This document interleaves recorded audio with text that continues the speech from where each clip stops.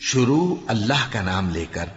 جو بڑا مہربان نہایت رحم والا ہے۔ سب تعریف اللہ ہی کو ہے جس نے اپنے محبوب بندے محمد صلی اللہ علیہ وآلہ وسلم پر یہ کتاب نازل کی اور اس میں کسی طرح کی گجی اور پیچیدگی نہ رکھی، بلکہ سیدھی اور سلیس اتاری تاکہ لوگوں کو عذاب سخت سے جو اس کی طرف سے آنے والا ہے ڈرائے، اور مومنوں کو جو نیک عمل کرتے ہیں خوشخبری سنائے کہ ان کے لیے ان کے کاموں کا نیک بدلہ یعنی بہشت ہے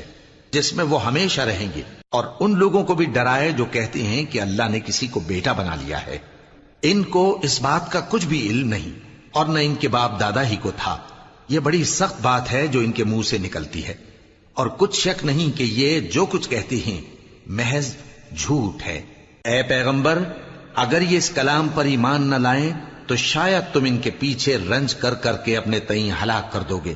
جو چیز زمین پر ہے ہم نے اس کو زمین کے لیے زینت بنایا ہے تاکہ لوگوں کی آزمائش کریں کہ ان میں کون اچھے عمل کرنے والا ہے، اور جو چیز زمین پر ہے ہم اس کو نابود کر کے بنجر میدان کر دیں گے۔